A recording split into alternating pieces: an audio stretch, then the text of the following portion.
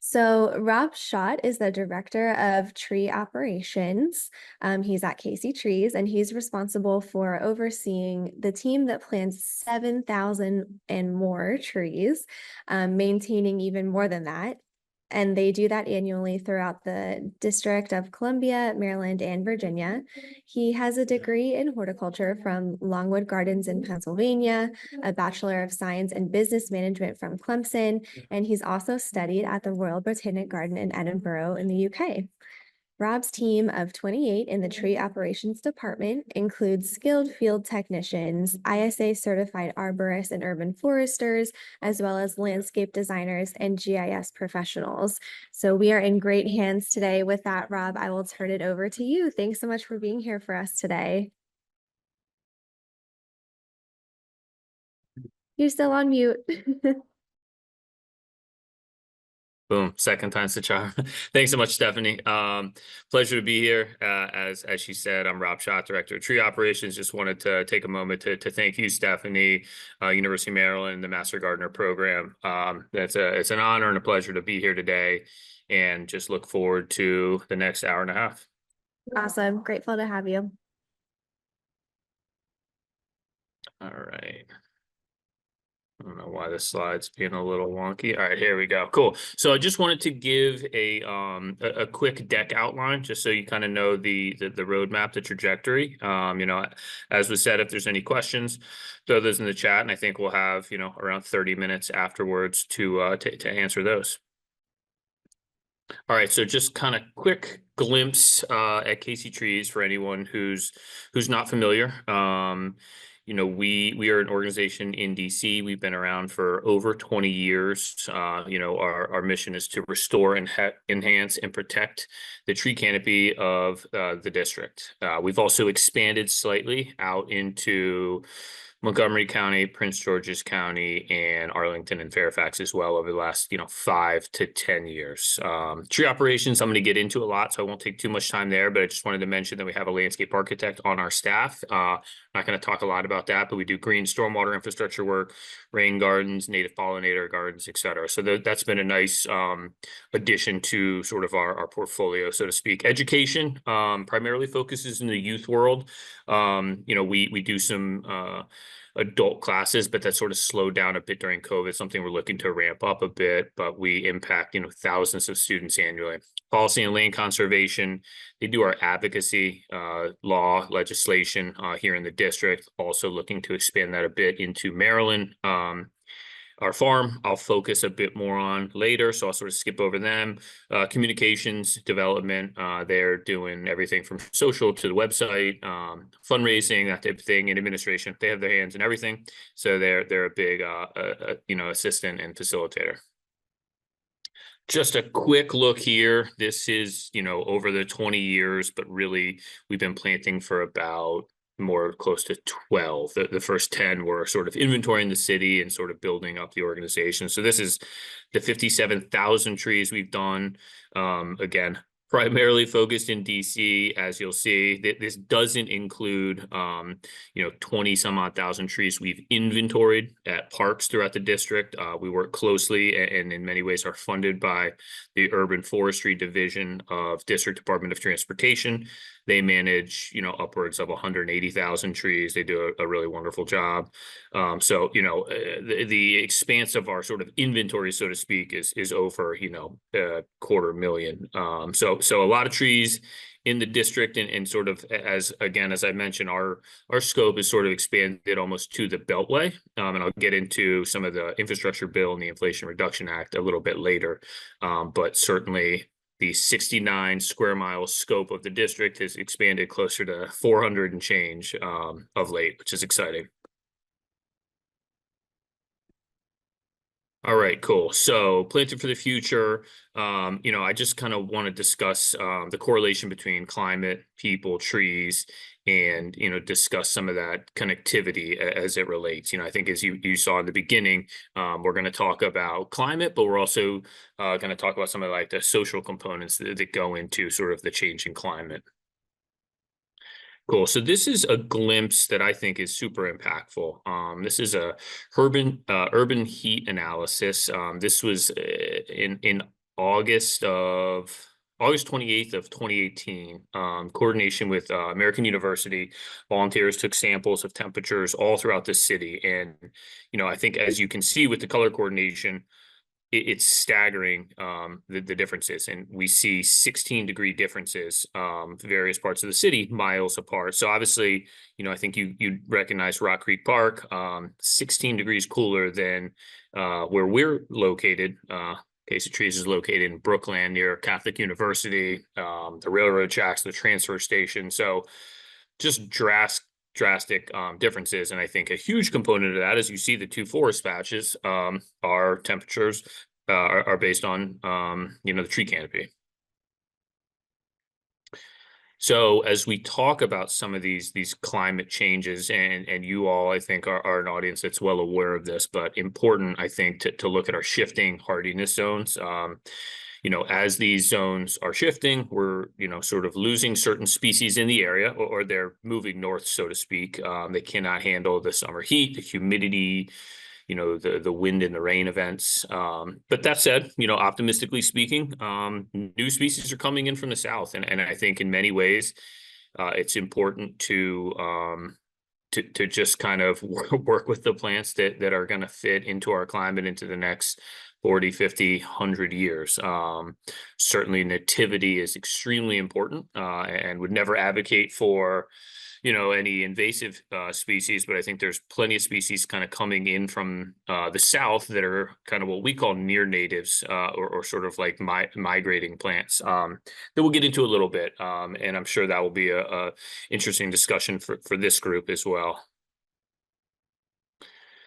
So I wanted to just kind of take a look briefly. This is DC focused, but urban heat, which is something I'll talk about. It's not really, in the United States in general, this is not specific to DC. It's not really felt equally, across the country. Communities of color and lower income folks typically suffer most from these extreme hazardous, the impacts of these severe heat. So, what I kind of want to just sort of note is the heat sensitivity in these areas, sort of central and eastern part of the city. And then you'll notice these are prioritization zones from the Forest Service, USDA, Inflation Reduction Act. And it just, I think it obviously shows the priority zones are, directly correlated, which is good. There's a social component and there's an environmental component. We'll get a little bit into that later, but I think it's just important to sort of recognize that in the urban environment. And again, in the urban environment, we'll see correlations that I think we all sort of recognize, but are important to highlight, in my opinion. So, on the left, you'll see people of color, and on the right, you'll see median income. And we can sort of see that inverse relationship. The areas that are high of people of color typically equate to lower median income, and additionally, very, very frequently correspond to lower tree canopy. So a big part of that for us is, community outreach, so working in some of these areas where there are, larger challenges, and engaging the communities at times can be challenging. So, we work with our staff. We have different grants to do community engagement. We work with what we call tree ambassadors, so folks that we have relationships with in the neighborhoods. We do community plantings. We have incentive and referral programs. This is all to deal with, what we internally call tree hesitancy, which is, very rare, anecdotally, but certainly you see across, the entire country. And it's very fair. There's larger priorities in these communities. And so I can understand at times, food security, job security, safety. Just at times trees are not the priority. So, we're trying to do our best to listen and to meet folks where they are, always looking for ideas, strategies. So, maybe this will come up a little bit later when we're having more of a dialogue, but always interested in new perspectives from anyone who has experience with this. Cool. So planting for the future, want to take a look at the Casey Trees farm. So we have a farm on the Shenandoah River. It's much of it is forested, about 700 acres, but we have 100 acres in production. And we grow root control bags. Many of you may be familiar with balled and burlap, with container stock, can stock. We grow root control bags. I'm going to get into, I think, some of the advantages of that a little bit later, but just wanted to mention that. 50,000 sort of units, spots, so to speak, with 15,000, annual harvest. So, my team plants those, and we, sell those trees to other areas, vendors, municipalities, contractors, homeowners, et cetera, in the area. So if you're ever interested in trees, we'd be happy to chat about how to get those trees to you. We have about 50 species, predominantly native species.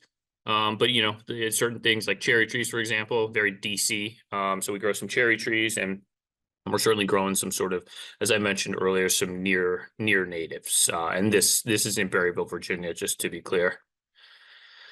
Overhead view, as you can see, when I say we're on the Shenandoah, we are right on the Shenandoah. We have nice alluvial soil, really loamy, especially down in block 4, 6, and 7, and then block 8 here on the southeast corner of this image is an expansion plot we're currently working on. We have it deer fenced.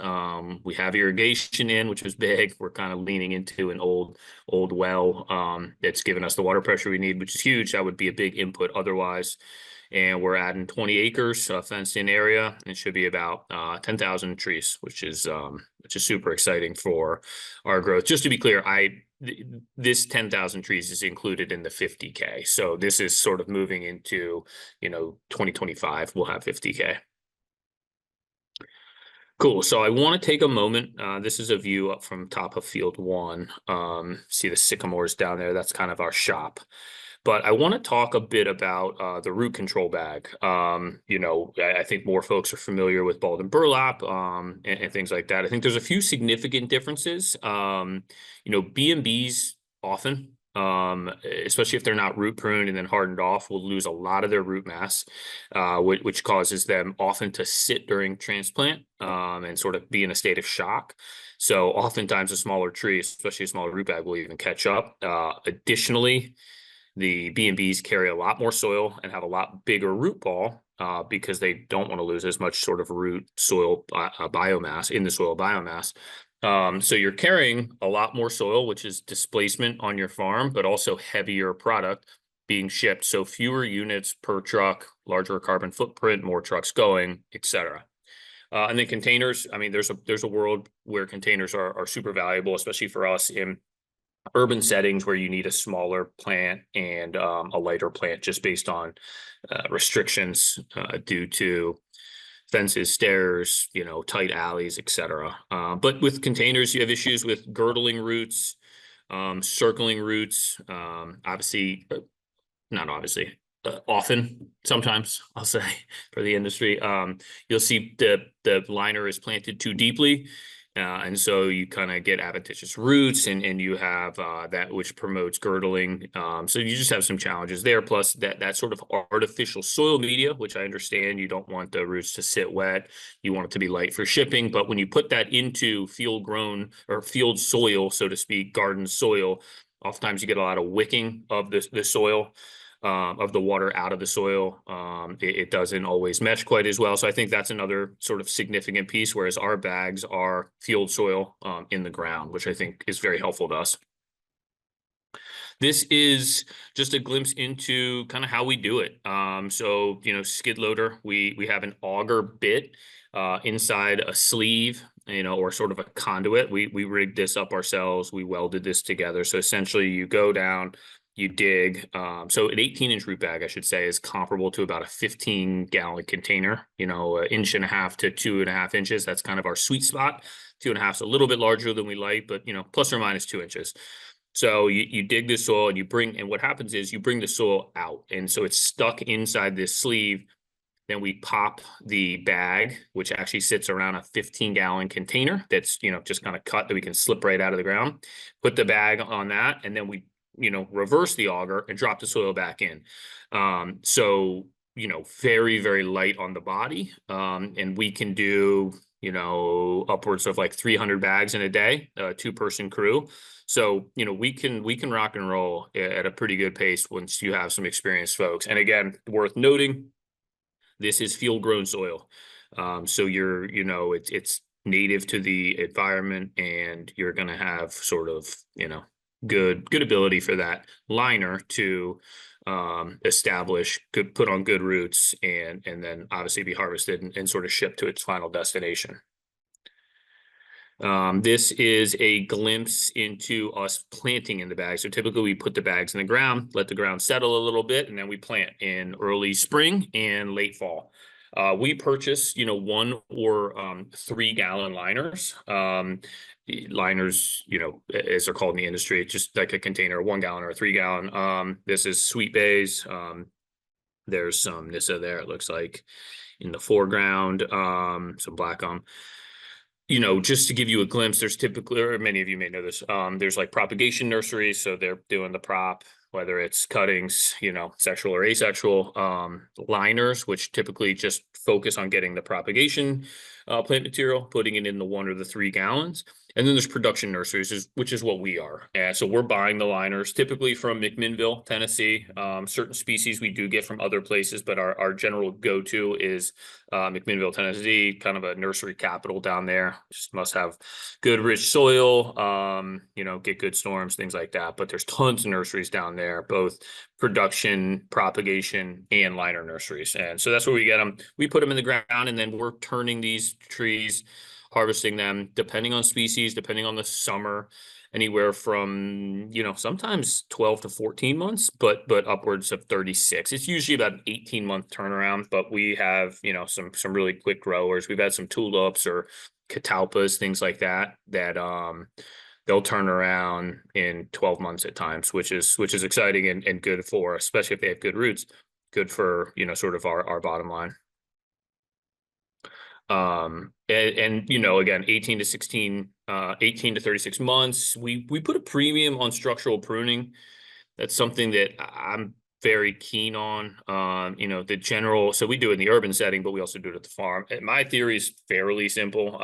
I think it's much easier to create good structure at a young age, compared to an older age. And the more work we do on mitigating the aspect ratios and putting a good leader on it early, is the lower input and level of effort we'll need to put on it later in life in the urban setting, which again, we're working on 100 acres here at the farm, call it DC, the DC area, 420 square miles. So really, really important for us to get good structure on trees and get good heads and good live canopy ratio on the trees when they're young. And so we put a premium on that.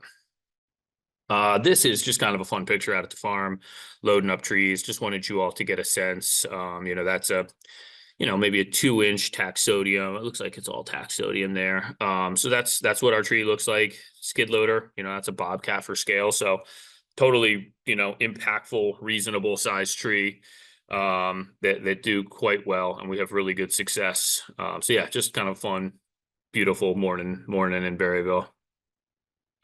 Glimpse into what our, obviously that's before we get the tarp on it, but glimpse into about 210 trees, double stacked coming into DC. We used to get 85 to 90 B&Bs, excuse me, and now we're doing 210. So we're doing under, we're doing 1 delivery a week versus we used to do 2 and change on average. And, think about the carbon footprint and how much the economy of scale for the farm team and for my team. So that's been a huge difference maker for us with the root bags, which has been great. So a little bit of like kind of more, fun stuff, maybe, so to speak, thinking about species selection, and how things work. So there's always going to be, you grow what you can sell, right? I mean, you have to have a product that is going to get purchased. Now, we do have a bit of I think a nuance in that we're not just driven by the bottom line being a nonprofit. So we can make kind of cutting edge decisions in some capacity and trial some things that we believe belong in the urban forest, but may not be highly in demand yet, or maybe challenging to find. I've been to conferences and growing shows where people are still selling calorie pears, and the farmers saying, "Hey, how can I stop? If people are going to continue to buy this, I don't know who's buying it, but I'm going to continue to sell it." So anyway, demand and sales is big. Obviously growth rates are big. You have to be able to get the liners. Hardiness, is important. We had, it's a bit of a different growing zone in Berryville, a little cooler, more mountainous. Not that I'm a huge advocate for crepe myrtles, so to speak, but when I first came to Casey Trees, we were growing crepe myrtles, and they could not handle the winters. And so we stopped, which I was, an advocate for. But, just to give you a sense of hardiness, pathogens, I think that goes without saying. But sort of what I want to focus on moving forward is sort of this climate adaptivity and growing trees that we feel will be powerful, impactful, in the future moving forward. So this is a Forest Service graphic. You'll be able to find this online quite easily. Pretty fascinating to look at. Essentially, we're looking for green, yellow's okay, and trying to avoid the pink kind of colors. And so we use this type of research and analysis for like our liners, and sweet gum and loblolly, thumbs up. White pine and Norway spruce, unlikely to adapt well moving forward. Again, some of that I think is probably a bit obvious to us, but you dig in a little deeper and you start making educated decisions on what we should grow at the farm, which then comes into the urban forest and then is going to be here for hopefully decades and decades. So we're really trying to put liners into our fields that we feel strongly will do well and make an impact in the urban forest. This is another one. This is the National Institute of Applied Climate Science. Perhaps you're familiar, but again, targeting the green and blue, avoiding some of that red and yellow. So, some kind of fun stuff. Southern magnolias, but like even Southern live oaks, there are some in DC that, have been planted. I know the Urban Forestry Division has put some in and they're doing well. And I love that. I don't know. You guys have probably been in New Orleans. They're pretty cool tree. Many places but New Orleans, or along with New Orleans, but they definitely have quite the aura down there. And then things like Norway spruce, silver maple, pin oaks, those are sort of fading north. And so we're trying to make those, on the front end, those decisions to, put trees in the ground that we think are going to be thriving, and avoid some trees that may do okay this winter, next summer, but in 20, 30 years are going to be struggling. You start to think about like, hemlock, for example, it's such an awesome plant, but it's just having a tough time in this like kind of urban environment. You go out, west of here and it's doing okay, but that's not where we're planting trees. So that's just kind of, a glimpse into what kind of we're thinking about. This is a cool example in my mind, from the Forest Service, just looking into Celtis. Hackberry is something that I think was voted one of the best urban trees 3 or 4 years ago. It really is. It can handle a wide range of cultural habitats, wet, dry, shady, sunny. It does well. It does a lot for animals and for the environment. But, we're also really looking, and you see the range here on the right, it's sort of moving north a little bit. Not entirely. I think it still has some time here, but it's moving north. Whereas the sugarberry, bit of a different tree, slightly more diminutive, but, that's really on the southern range. So maybe not quite native to here yet. But I think it's worth analyzing, trialing, seeing how it goes. Even if you just start moving the market a little bit, then that liner may become more available. And in my opinion, open to sort of discussion, but a plant that will probably have in 50 years could potentially have more impact in this area, 50 to 100 years, than hackberry. Now, I'm not a scientist and I'm not saying that's a lock, but I think it's worth considering, especially when we're making decisions for the future. All right, cool. So equity impacts, location, prioritization. This has been a big priority for Casey Trees for years. The same tree I think can have more value in different places. I think I mentioned it, but you're probably familiar with the Forest Service and USDA inflation reduction. But the goal is essentially to put trees into disadvantaged and underinvested communities. So this is our map that we submitted to the Forest Service, and we were, I think, one of like 8% of groups that received our full request from USDA Forest Service. So essentially, these blue polygons are the census tracts that are deemed applicable for whatever the scope of work. We've pitched vine removal, we've pitched pruning and maintenance, and we've pitched planting, education, outreach. So these are the areas that we can work. And so, really exciting that this kind of, Biden-Harris, had this funding allocated, because I think it's super important. But we're going to get into a little bit of, priorities even within this. So what we did was we kind of looked for a recipe for impact. So we created an index score for each census tract within our map, weighing social, environmental variables. And these are the variables. So, the social are income, race, educational attainment, language, and then obviously environmental. I think I think we can all understand canopy coverage, which correlates directly often to temperature, impervious surface, air pollution. So we put these together. And in all this census tract, so this is the same map with the blue polygons, we created an index that actually even prioritizes inside the priority zones, which just for us is really helpful because there's so much opportunity. It's only 5 years. And so the areas that are red, darker red and orange are sort of deemed with our analysis even more of a priority. And so this has been really exciting because this area sort of, you guys are probably familiar, but sort of along that Montgomery County, Prince George's County border, Hyattsville, College Park, that's actually where we've prioritized our attention, which is close to our shop. So it's a shorter trip, easier for maintenance, but it's sort of seen as a place that we should actually be doing a lot of the work. So that was a really just like a great result because we had already been prioritizing that zone based on just like, frankly, logistics. So that was exciting. And then east of the river in DC is obviously a big priority. We do work in Montgomery County. It's up in like the Wheaton area, a little bit less in sort of lower Moco and by the river and McLean, obviously, as I'm sure you guys are all familiar. And this is just a quick look at canopy coverage over the last 5 years. You'll notice the drop in sort of the more vulnerable communities. And certainly, I think it's just worth noting this is not due to lack of planting. I think this is predominantly on development. That's where the majority of development in the district is happening. And so, again, just to me, solidifies the efforts that we're putting forward are in the correct places, which I think makes our team feel good.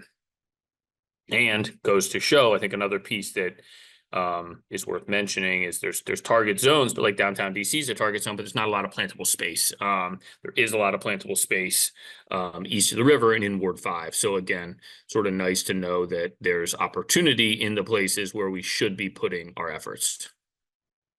And then a little bit, maybe of a humble brag here, but this is kind of from 2020 to 2023 before all of this IRA work money came out.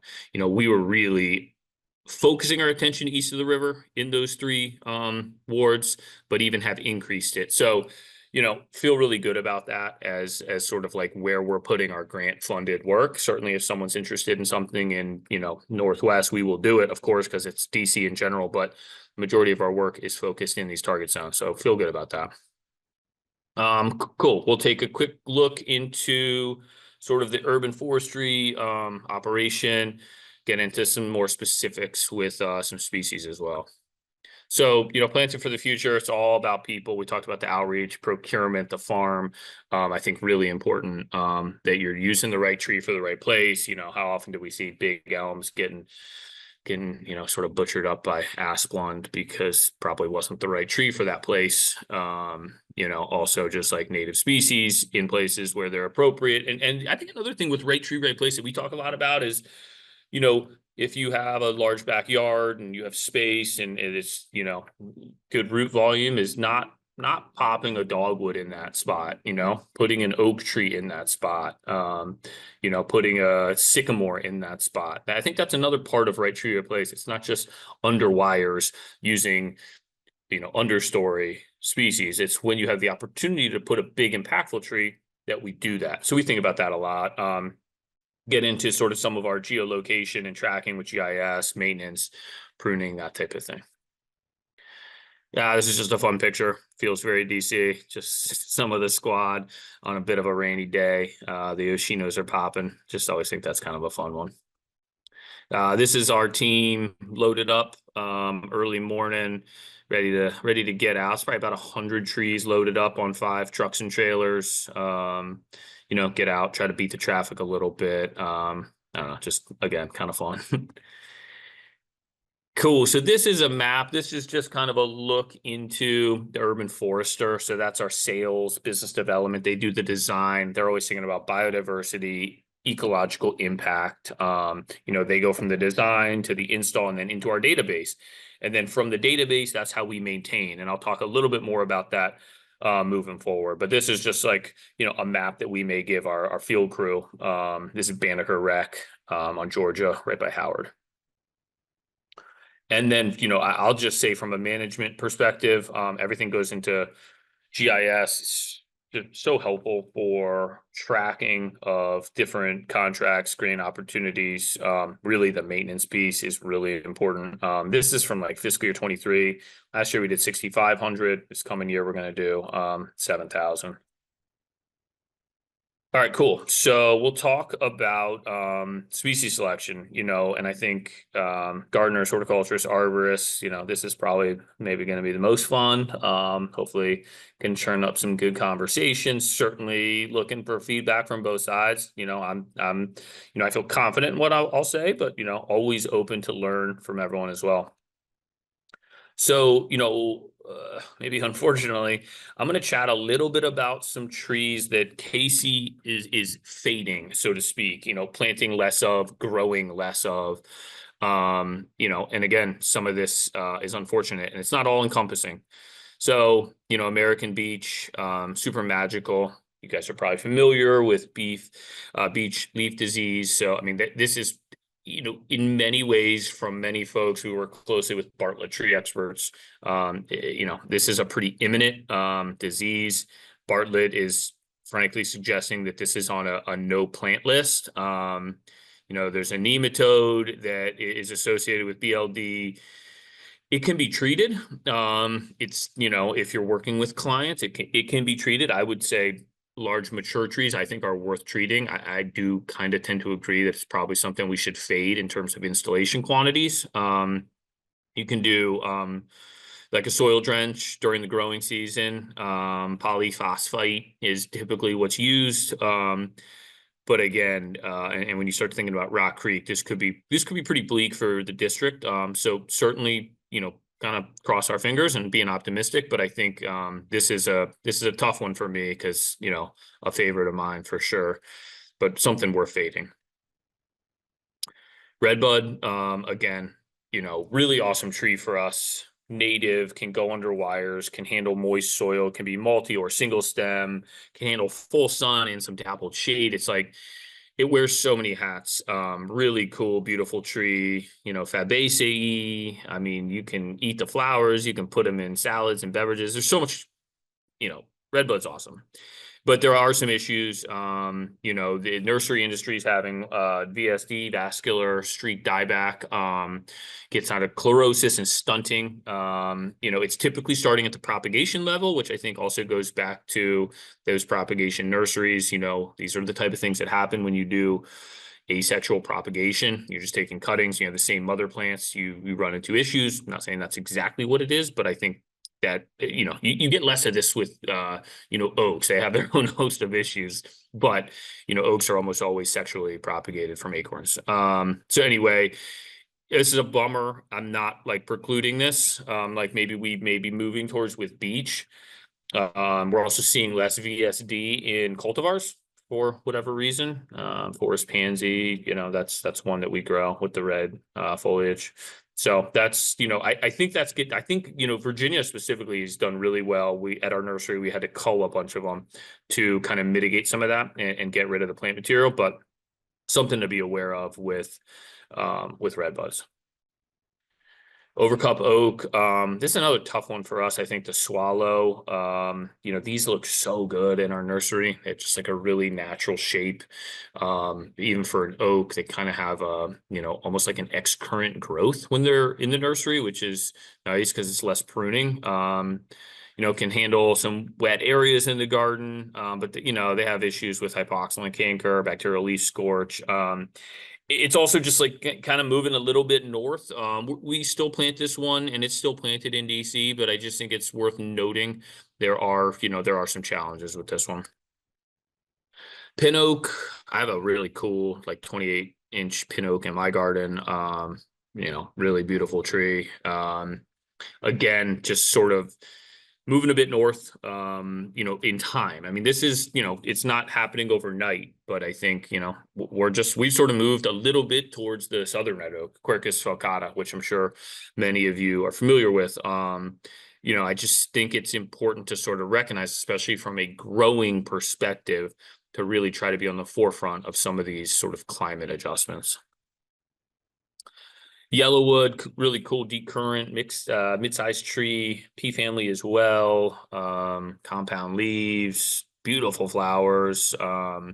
This is a really good one for us because most municipalities will handle it under wires and it can handle those conditions. It's a little bit more of like a western mountainous, but it's also a little bit more southern. So I think that's good. So kind of curious to see where this one goes, but this is definitely a tree, we promote, and a little slow grower, cautious when you're pruning them, very brittle. If you're climbing them, be super cautious. Kind of thin bark and very brittle. But really cool tree. I have several of these in my garden. Bald cypress. This is a real solid one for us.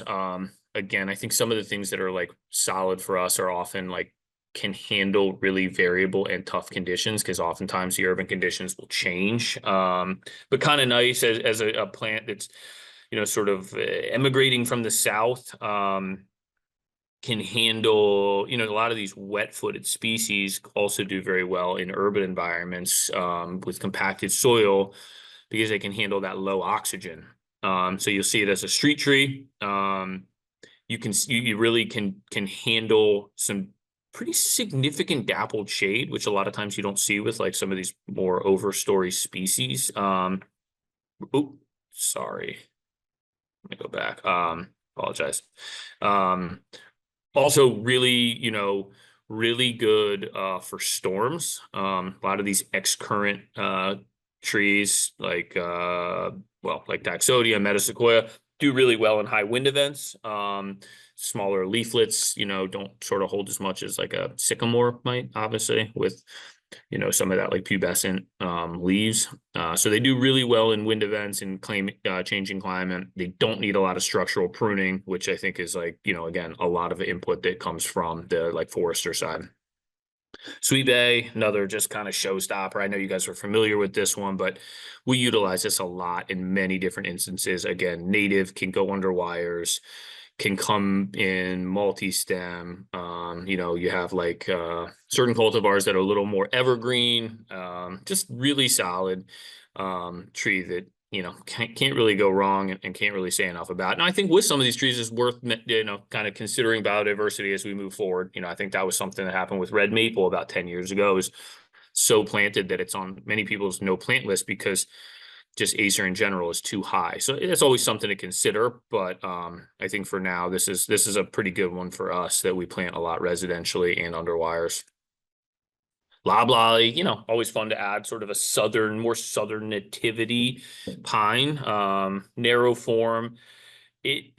It doesn't seem to kind of have the storm issues that you find with like white pine. And I think it's kind of coming up from the south, which I think bodes well, can handle pretty wet soils, which again, and can go dry. So, we're always like a big fan of trees that can kind of handle that diversity. So pretty fun one. you know, I feel like a lot of people from the South just sort of love the smell of pines. I'm from this area, but I also kind of love the smell of a pine. So I'm a big fan. We plant and grow a lot of these easy in the nursery industry as well, which is nice. Southern magnolia, this we grow the straight species. We grow some larger cultivars, and we grow Bracken's brown beauty, a little more diminutive, a little more cold tolerant, which again for our nursery has been good in smaller gardens in urban settings. I think it's nice, as much as I love a big, just kind of almost borderline layered low branches of a southern magnolia. Sometimes it's more appropriate to have a little bit of a smaller species, so that's been really nice. You know, can work as an evergreen, sort of mixed evergreen screen. You know, we've done some cool projects with hollies and junipers, and sweet southern magnolias, kind of creating a nice buffer, but not an obnoxious, green giant hedge, so to speak. I think it's worth being mindful of the leaves. You know, it's evergreen, but it drops a lot of leaves, as I'm sure most of you know. And just depending on where you put it, you know, siting it in a place where that may not be a huge nuisance for perhaps a client with less mobility or a little bit older in age, I think is worth considering. But yeah, a great tree, and kind of again, sort of coming in from the south a bit more and sort of starting to naturalize. Nuttall oak, you know, I think maybe folks know this as Quercus texana. It's really a fantastic oak, in my opinion. It's, you know, essentially not susceptible to the majority of oak issues, diseases. It obviously has a bit of that sort of more southern nativity. I swear, you just put this thing in the ground and it just does its thing. We have so much success with this all over urban clay environments. It does quite well, holds a really good form. So, you know, there's so many trees. We could talk all day. You know, I think river birch, you know, Duraheat's a nice variety. Black gum's a wonderful tree. Lindens, you know, are beautiful. There's so many cool oak species. We just got into growing bur oaks. But you know, we're seeing a lot of challenges with white oaks. And you know, seeing those in like the Tacoma Park area, you're seeing those fade a good bit. So you know, I think maybe lesson is just sort of diversity is always super important, but certainly there are species that I think are set up for success a little bit better than maybe some of the staple species that we may think about.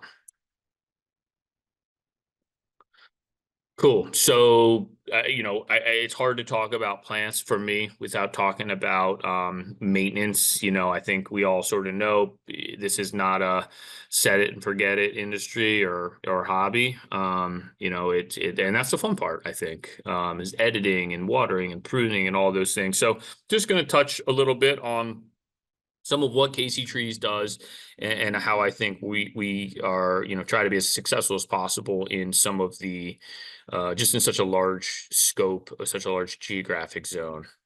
So for us, watering is obviously step one. So red trees on this map are trees that have been in the ground for one summer. That's or going into their first summer, excuse me. So that's a tree that was planted, you know, let's say it's still summer, frankly, but let's say these were planted in you know, spring of 24 or fall of 23. Those would be red trees. And then so on with orange trees. They've been through one summer. Yellow trees have been through two. And white trees are, you know, they've already been through three. Really, we just keep an eye on, we try to get to those. Maybe we'll give them one more mulch. You make sure stakes are off. If we put stakes on, we don't really advocate for stakes, but sometimes you need them. Deer protection, does it need to be extended? Does it need to be fixed? Can it be removed perhaps? So that's kind of the white stakes. We have zones for all of our crew chiefs so that they get pretty familiar. And then what happens is you go and you water these trees, and when you water it, you mark it in GIS and it turns blue for 2 weeks. So if you watered it today, you know, on what, the 12th, you know, it would pop on in 14 days back onto the map in whatever color it was. And so this may look a little bit sparse, but you can see here on the left, I mean, these, you know, zones are thousands of trees, and, you know, we're trying to get to these. Well, let me mention that in the next slide. You know, we're getting to many of these trees, you know, we've watered 2,900 trees that summer 5 times or more. So, it's not just, getting to it a couple times, obviously. I mean, 180 trees we watered 10 times that summer. So that would be a tree that was in really poor soil, probably, and in baking sun, and it just needed more attention. So this, again, just for myself and my manager, is really helpful. These dashboards we create, again, everything's in GIS, so we can kind of customize all of this, and we create these kind of internal algorithms with the priorities. And we'll also take residential trees off, so residentially, when we plant, we work closely with the homeowner, or occupant, to have them water their trees. So we're watering public trees, larger private, sites, cemeteries, schools, things like that. Pruning. So pruning's huge. We prune, essentially, depending on the species, up to 10 years. Now there's a lot of nuance to pruning for us. We sort of rank trees a little bit by species and age, location. So, trying to give some good examples. So like a dogwood to us is much less important in terms of structural improvement pruning than an elm. I think that's probably pretty obvious, but we're able to put that algorithm, so to speak, into our dash so that our crew chiefs can prioritize things, appropriately. And so if we get to a dogwood after 5 years, that's it. It's going to fall off our pruning map. We just kind of feel like at that point, the dogwood is going to be set up for success, whereas elms, we actually have those pop back onto our map every single year.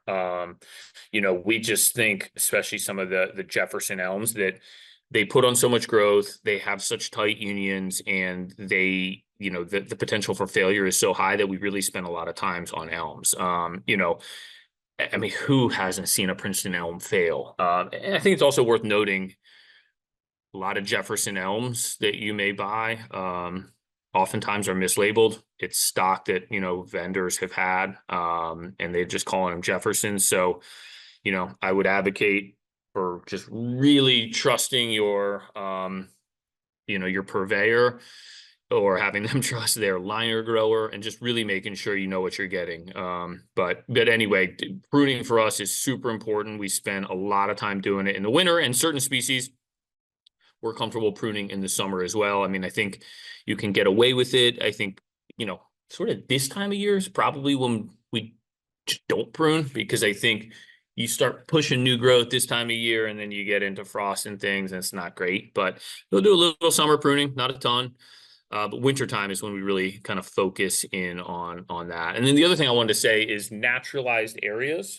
So we think about targets. So a right-of-way tree is prioritized higher than a tree on the edge of Rock Creek Park, so to speak. That's a little bit of a drastic spectrum swing, but naturalized areas, there's less hazard. If the tree does have a bit of a faulty issue, we see what happens, it can rebound. So we prioritize it a little bit based on location as well, which I think is proven effective. We're really prioritizing trees in high volume, whether it's pedestrian or vehicular areas. And so we're getting really good structure on those trees. A tree out in the back of a park that no one ever really goes around, it just gets less attention. And, maybe one day we'll have staff to get to every tree all the time. But I think, it makes sense for us to create these sort of prioritization matrices. So we feel good about that. All right, I'm going to try to cruise through here a little bit. I know I'm coming up on an hour. So pruning strategy for us, really the big thing, obviously you want a central leader. The big thing I'm going to harp on, that I think if you take away, is branch aspect ratio. I'm working with Jake Hendy at the Smithsonian on and another teammate, and on an ISA, and a gentleman, Steve, as well, from Architect of the Capitol. But we really focus on branch aspect ratio and how important structural pruning is, and the lack of comprehension, why it's not happening quite as much. But BAR, we'll get into that in the next slide. Live crown ratio. So just making sure you're really never, limbing a tree up too much, keeping its feeders so they can improve sugars, unions, that goes back to BAR. Species priorities, talked about that a little bit. So branch aspect ratio, super simple. It's basically, the ratio or the diameter of a branch to the diameter of the main stem. So, you can sort of see 3-inch branch connected to a 6-inch stem, that's 50%. And really, the goal is to lower the ratio. So think about codoms. Codoms, you basically have 100% is the ratio, right? It's 4-inch to 4-inch. So what you have to do typically is subordinate one of those, and then you will slow it down. So then eventually that ratio will become more like 80, and then slow it down more, and then maybe you're more closer to 50 or so. And then once you do that, I think you can eliminate it, and now you have your leader. So if you focus on branch aspect ratio, it pretty much solves everything you need in pruning. I mean, I think a lot of people get into crossing and angles and dead, dying, and damaged. And I think if you start focusing on branch aspect ratio, you will start to see it, and you will start to see failures, and you'll start to see why. Almost all failures are at unions that are tight, and that you have a BAR that's about equal, and that's where things fail. So if you can mitigate that, you're going to be in a really, really good place moving forward. Just giving a bit of a timeline of Casey trees. I showed this picture earlier on the left, the platanus. So that's maybe 18 months in the ground for us, maybe a little less, a lot of pruning. Then this is us in the field on probably a platanus has been in the ground in the middle for, probably 4 years in the ground. And then on the right, these are some cherries that are in a kind of a prominent spot that you see a lot of kids running around. And that's at about 10 years. And so at 10 years, that's kind of like, c'est la vie, good luck, my friend. And that's kind of how we look at it. So really important. We spend a lot of time on that in the winter, and I think we've gotten much better moving forward. And then this, again, really just helpful from a managerial perspective, allowing us to sort of analyze where we are, where we're getting work done, and where we need to focus our attention in terms of our crews. Arborist wood chips, big fan of these. I don't think I'll say this, many folks don't see it as quite as sightly. For us, there's multiple sort of reasons. So, well, one, I'm going to skip to the bottom. There's a really cool journal article from Linda Chalker Scott. Just Google that and mulch, and you'll probably find it. She did a really cool study, ultimately, proving that arborist wood chips are the best mulching material. There's a ton of mulching materials, but I won't get into it, but essentially won't get into it in depth, but there's the different sizes. It's not strained. There's small pieces, large pieces. It breaks down at different rates. Really good material. And for us, it's fantastic because we prune trees, we chip them up, and then we use them to heal in our trees at our storing facility, and then we mulch trees with them. And we also have relationships with arborists in the area, and they give us free wood chips. It's also just a very cool kind of upcycle story, in my opinion, which people are always a big fan of. So arborist wood chips, big fan. I think, even our garden projects, we got our landscape architect on board. She loves them now. I think if you do a good job, spread them smoothly, give them a nice little soft rake at the end, maybe flick your soft rake over and, make them look nice. They last much longer, which is nice for suppressing weeds. I'll skip over this pretty quickly, but this is something we deal with constantly, chasing sort of like, contractors who seem to not know what they're doing or seem to get paid by the yard, a little bit unclear. But a lot of our trees will come back to it in the summer to water, and we'll be dealing with, 8 inches of mulch, hardwood shredded mulch, which doesn't really matter what the mulch is, but volcano mulching. So, anyway, we all know don't do that. So this is, I think of this as maintenance, kind of mature maintenance. And I just wanted to mention it because I think as we're advocates for the environment and plants, I think it's super important to sort of think about like the mature trees. We're not going to water them. We're not going to mulch them. We need to protect them. And so that's something we do. Our policy and land conservation team does. And I think it's awesome. And I think we've done a really good job over the years of working with UFD, urban forestry division, to create legislation to protect our large trees, because ultimately trees are only as impactful as sort of the maturity that they reach, and so that's something we spend a lot of time on. So Urban Forestry Protection Act, essentially trees of 44 circumference, 44-inch circumference, and 99. 99 is a heritage tree. You cannot remove that. You cannot get a permit. The special trees, you can get a permit, but then you have to pay into the tree fund, and then the tree fund goes to plant more trees. So really just creating legislation so that we can kind of check on trees being removed. Should it be removed? Is it healthy? Is this deemed appropriate? Just, so you're not just kind of having renegade cowboys out there taking trees down inappropriately. So I think you could argue, as much pride I have as in the work we do, I think in the long run, you could argue some of this legislation may be some of the most impactful work that gets done to protect our urban forests. Just kind of rehashing what I just mentioned. And then we have additionally what we call Save Our Soil. This is essentially easement. So when sites go up, we'll try to either have them deeded to us or maybe purchase them if we have the funding.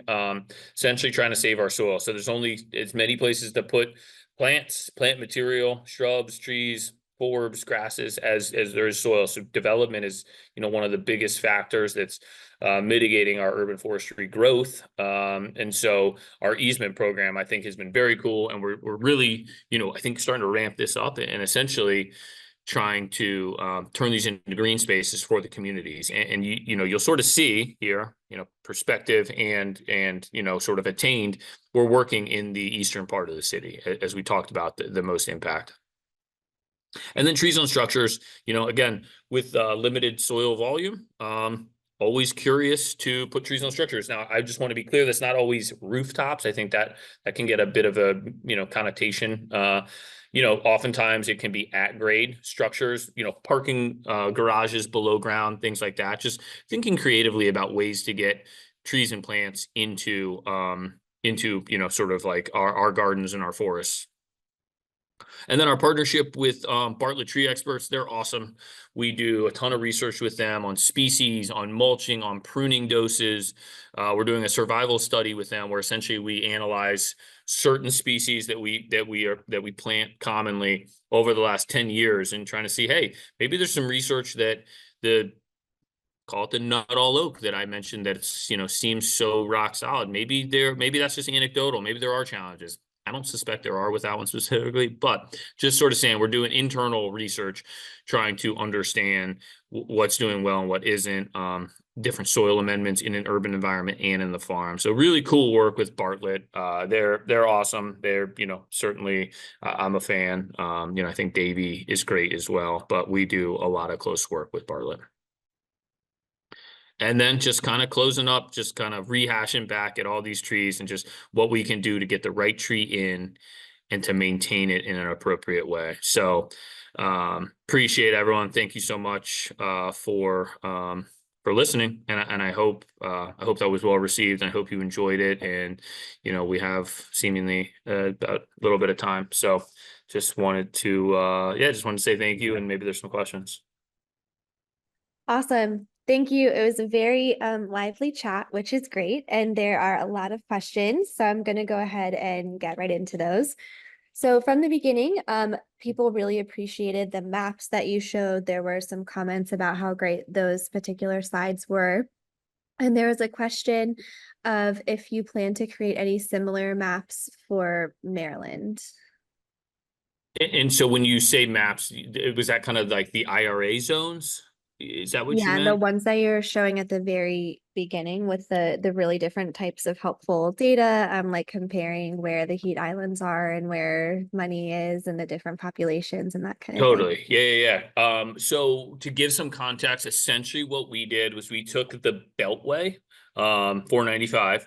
We then expanded a little bit north of that to like Route 200, and then a little bit east of the Beltway, sort of into Prince George's. Now, the limiting factor there was really just efficiency and operational sort of like capability. We totally could expand beyond that. And, thinking about maybe there's kind of this nature of pass-through money sort of in this IRA where it could be cool to work with folks who are like, hey, I want to do this in Columbia, Maryland or something like that, and certainly Baltimore has some funding. So we could absolutely do that. We have the capacity with our mapping to make that, and we now have the constraints.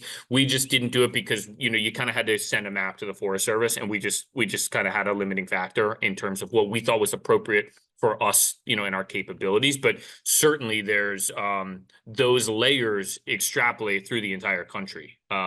So, Mhm. and I believe if you are interested specifically in your zones, I think if you go on USDA Forest Service IRA, you can find some maps where you can find your zones and zoom in to your neck of the woods, and you may see some of the areas.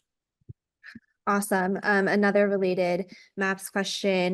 There was a good one kind of showing climate change and the temperatures. Um, did the map show that average temperatures in the north and in New England had gone down in the past 10 years and that it would continue? I think the one that's being discussed was sort of the changes in the hardiness. I do recall sort of seeing some reports of like areas in like Massachusetts and Connecticut. I can't recall the map, and I'd have to look back. I think the other thing that's somewhat realistic is that, you know, perhaps in the Northern Hemisphere, generally speaking, Hmm. temperatures are rising, but everything has a bit of a cyclical nature in the environment. And so I think there can be spins where, you know I, I would probably not bet that it'll continue to drop over the next like 5 to 10 decades, but Yeah. that's not to say that there aren't, that things aren't cyclical. Awesome. Okay, so then next, the questions are about the growing of the trees in your nursery when you were talking about that. So the first one is how long can you leave a tree in the liners that you were planting them in at the nursery?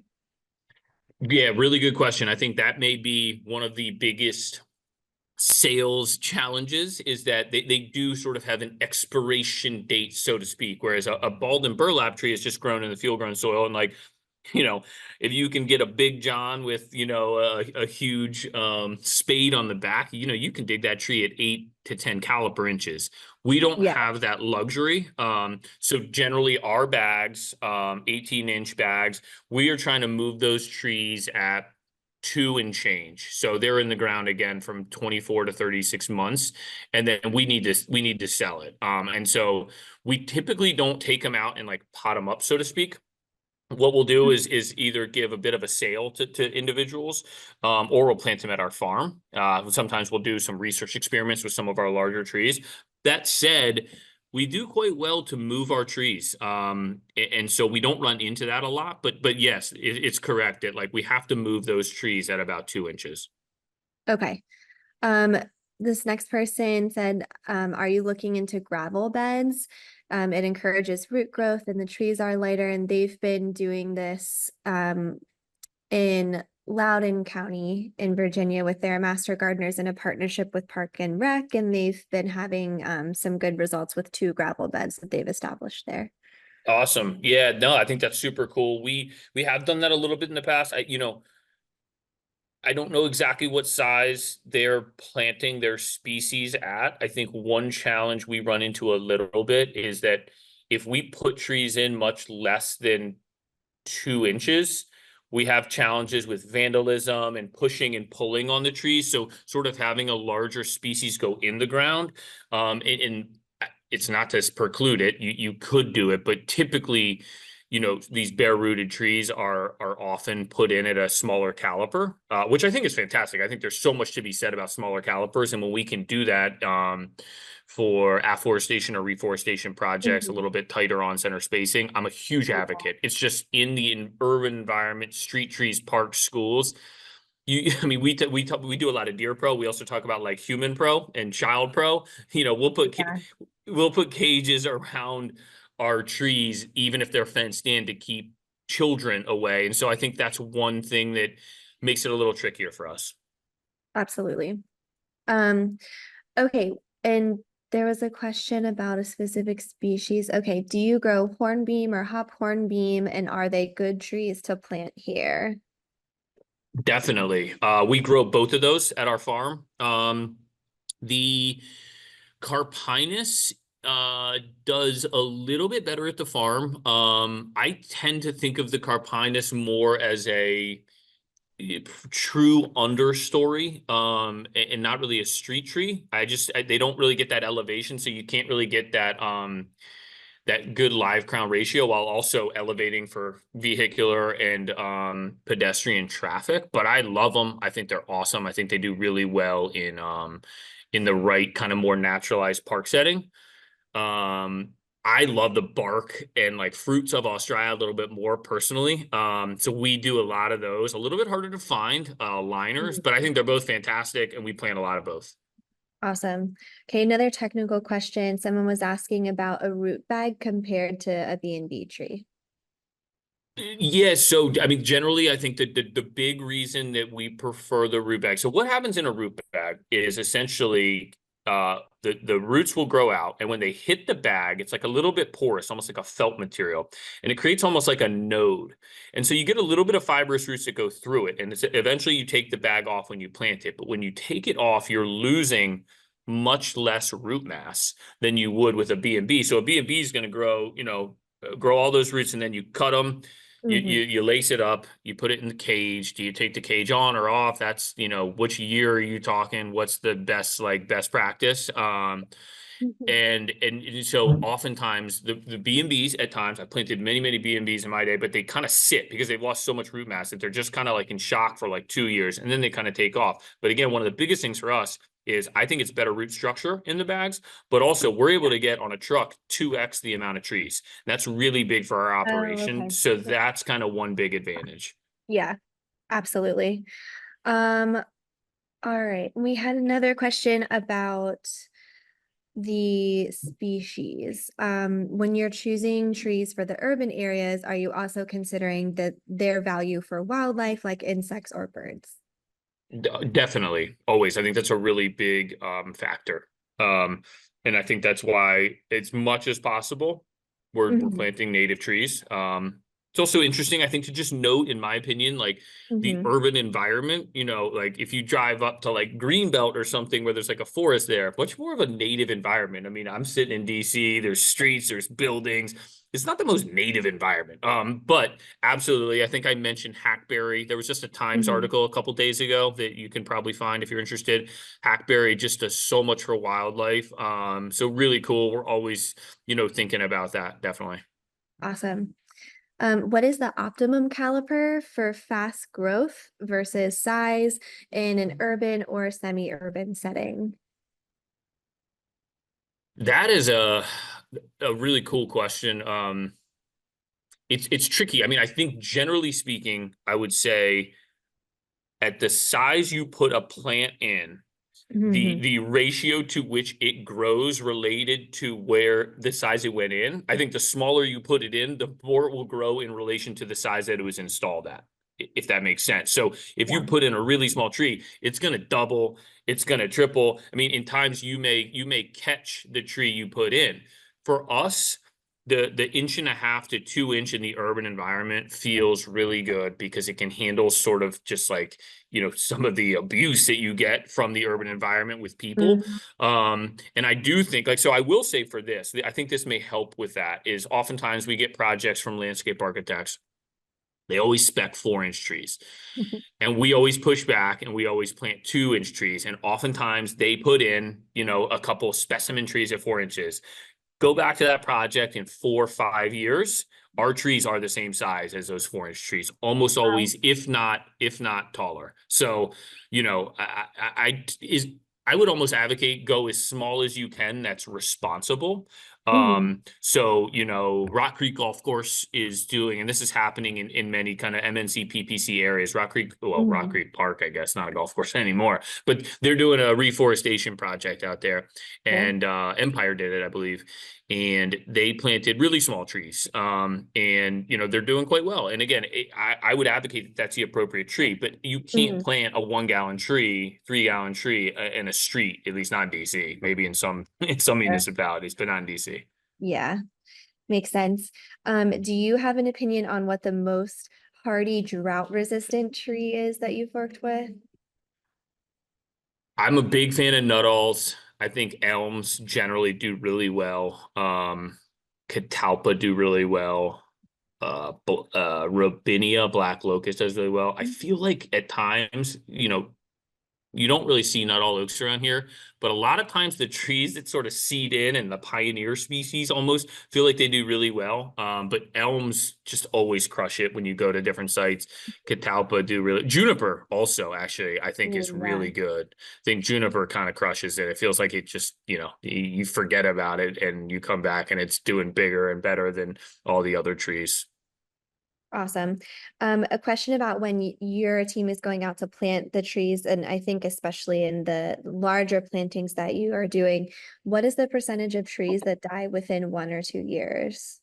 We have, there's always, so we do a survival study. So this is not Mhm. really anecdotal. We're over 90%. But I would say, so, 9 out of 10 are making it, but we lose trees to a lot of factors. You Mhm. know, development. So sometimes you'll put a tree in and then someone's like, I want a deck.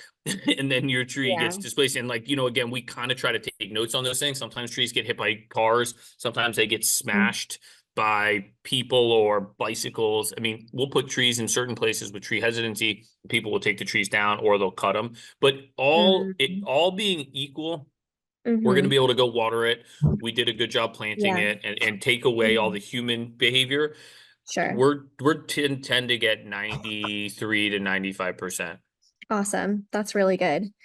Someone mentioned that the species that were talked about in the presentation have some pretty large ranges. And have you looked at any of the ecotypes within those species for the southern area of the ranges? For instance, Pinus strobilus, as far south as central South Carolina, and our trees from that area going to be doing better than things like white pines that come from farther north.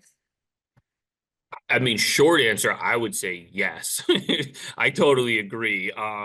There's always, people sometimes will like sort of fall in love with species, and you can find different sort of like rationale or places Mhm. that they do well. And I have anecdotal sort of evidence, but I really do lean into universities, Forest Service, and things like that. But I think I mean, to me, the answer is that it's always ideal to use something that if we're on the northern range. I Mhm. feel most comfortable about that tree. But it's also interesting because, mid-Atlantic, pretty big, and the soil contents vary. I mean, you go east of the Absolutely. Chesapeake, very different than Frederick, and it's not that Yeah. far away. And you see a lot of you see hemlock, or you see white, loblolly pine. You might even see naturalized southern magnolias down kind of on the eastern part of Maryland, but you're Mhm. not going to see that on the western part. So it's, plants find their way, but when we're putting them in, I just want to do the best thing we can do to try to, assist them in finding their way. Yeah, related, we also got a question about folks who are on the shore and they're experiencing more saltwater intrusion. And are any of the species that you know of better at tolerating the saltwater intrusion? Yeah, I think the some of those pines can, definitely. Honey locust, I think does really well. I didn't talk about that one, Gladitsia tricanthus. You want to get a cultivar. Well, maybe you don't actually. Our landscape architect has one in her house that has thorns. So I don't want to make any assumptions, but I think you might want to be cautious if you get a straight species of that it will have thorns. And maybe you don't want that. That does really well with salt. So we don't see, we're seeing a lot less of it even, which is maybe very related to this conversation, but Mm. winter salt with snow. But that's a tree that does quite well. I've just kind of anecdotally found that Platanus seemed to do well. Maybe London Plane even a little bit more. Yeah, Yeah, those are some that come to mind. awesome. Um, did you mention whether the maintenance work is done by you or is it done in partnership with other companies or communities? So we do almost all of our work in-house. We have, 15 sort of field techs and then our urban foresters help. Um, We do some work with volunteers, so I definitely don't want to discount that. Whether it's we do some small planting events with volunteers. We also do what we call care events, where we'll weed around trees, adjust deer protection, put new chips on, that type of thing. But generally speaking, in-house, always considering new ideas as our scope is growing, and folks are asking, well, what about beyond 200, things like, or Route 200, for DC area folks, thinking about expanding into those operations, toying with the idea of, partnering with certain operations that may be able to assist with our watering. We're working with Mhm. MCDOT, Montgomery County Department of Transportation, doing some street trees that are pretty far north, and it's not a lot of them. Pretty far Mm, north for us, I should say. yeah, And it's just a little tricky for us to drive all the way up there to water 50 trees. So, sure. of late toying with the idea, but generally of utilizing some subs for that. But generally speaking, we do our work in-house. Awesome. A lot of questions about sourcing and who your team does or doesn't work with. Do you work with communities beyond DC, Maryland? This person in particular is wondering if some of the Central Virginia commercial nurseries who were interested in sourcing trees could come to you. They're saying that there's a challenge for some of the commercial or retail nurseries to find sufficient suppliers that have consistent supply, especially with natives. Yeah, absolutely. My contact info is here. If you're interested in coming and touring the farm, looking for some species, I would advocate just for carbon footprint that we can try to get like at least a full truck to you, or maybe Mhm. if you come with a truck and a landscape trailer, maybe 15 to 20. Just, again, so that the freight charges seem realistic, but absolutely. Again, my vision is that we can grow our operation so that we're giving good products, you know, good root material, but also the right species. And so I certainly don't preclude any real proximity. I mean, if somebody's in like northern Ohio, I don't know if it might make the most sense, or if Oregon came calling, as much as that would be flattering, but certainly in the Virginia, Maryland, area, DC for sure. We'd be happy to, and we'd be happy to give you a tour, show you around, show you the product. That's awesome. And someone was wondering if you can buy it personally for your residents from You Casey. you can, it's a little tricky. Like you can, we're typically more of a wholesale. Or not Mm-hmm. as much retail. What I would say is it depends a little bit on like your capability. So if you have like a pickup truck and you want to buy a couple trees, I think that's no Hmm. problem. What gets tricky is delivering one or two trees. But if you Yeah, want to work with us and come grab a couple trees and you have a pickup truck, I think we would happily do that. makes sense. What options like resources or assistance are there for individual residential homeowners to implement the practices that your team is using in some of the more rural areas in Maryland? Can you repeat it, the question? Oh, yeah, sure, no problem. So they're asking for options such as resource or assistance that are available for individual residential homeowners to implement practices like what you're doing in the rural areas of Maryland. What I would suggest, and I'm not an expert in this, but maybe trying to work with your municipality, township, some folks, and applying for a Chesapeake Bay Trust grant. I don't know that you can just sort of like get fun. Now, you may also look and see if there's something in your area. DNR often will give free trees. So I would look into that. But it maybe non-equitable, but I think a lot of the funding is in more urban areas. But I know that Maryland has very, very ambitious goals that, I don't know that we're necessarily keeping on. Anyway, I think that we're doing very well, but there's some very ambitious goals. So if you can pull together some folks and show some interest, get some letters of support, I realize that's a decent, work. You may be able to get a small grant for, however much money that could fund private plantings in your area and things like that. Absolutely. Yep. I would definitely check out DNR's backyard buffers program. And the university has a pretty good woods in your backyard program Yeah. as well. Um, Can you recommend any sources for low-cost tree cages or cage materials for volunteer organizations that are doing habitat restoration in areas that have high deer pressure? Yeah, we use kind of those hard plastic mesh kind of trunk guards that are about 4 feet tall, and we use the ones that go out to 6 inches. I mean, if you want to email me, I can send you that product, but I'm sure if you Google it, you can find it. And then for like larger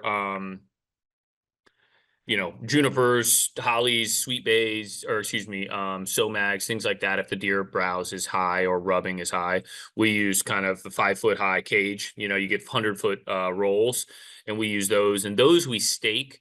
The other ones we don't stake. Although if you're doing kind of volunteer trees, you might want to put like a bamboo stake or something with a zip tie. But for our trees, it can kind of just sit on the trunk.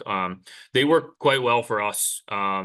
Every now and then, we're coming up on that season, but on kind of rutting season, you'll get some even through some of it, but it does. I mean, we Deer Pro, we're in an urban setting, and we Deer Pro, I would say maybe over 75% of our trees. Really, the only time we don't is really, really high density, like downtown, and people who have 6 foot fences around their property. Otherwise, we're pretty much deer proing. So those would be my two suggestions. They work quite well for us.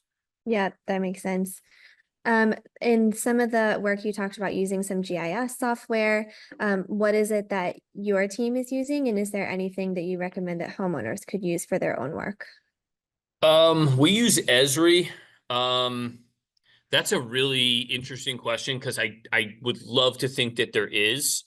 It's not necessarily my expertise. I have a really, really talented, really talented data team, and I often just like kind of lean over to Michaela, and I'm just like, Michaela, I think this is what we need, and she sort of figures it out.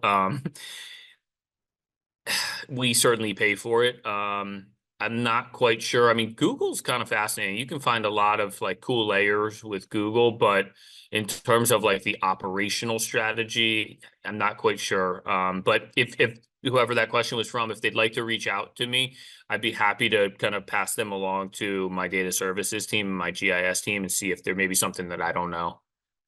Yeah, I will say I'm also in school for landscape architecture, hence the studio that I'm in now. But the programs are very expensive. We use Yeah. ArcGIS, but there usually is within your county. There is a GIS program within your county that gives you a lot of great data and layers, and some of them have more tools than others.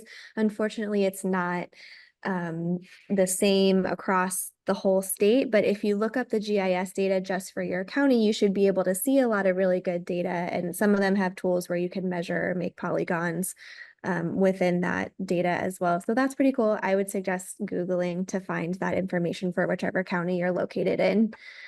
Okay, so the last question is, are there varieties of trees that tend to just do better than other species or varieties? So I think just what are the really great solid trees that you can depend on that do really well in a lot of places? Yeah, I mean, I think it totally like what are we looking for and what are the Yeah. conditions, of course. Yep. But I think some of the trees I mentioned, I think I'll say some of the trees that can handle just multiple conditions are elms, Platinus does well. Catalpa is, some people don't love it because maybe the pods can be a little bit messy in their opinion, but Catalpa does really well.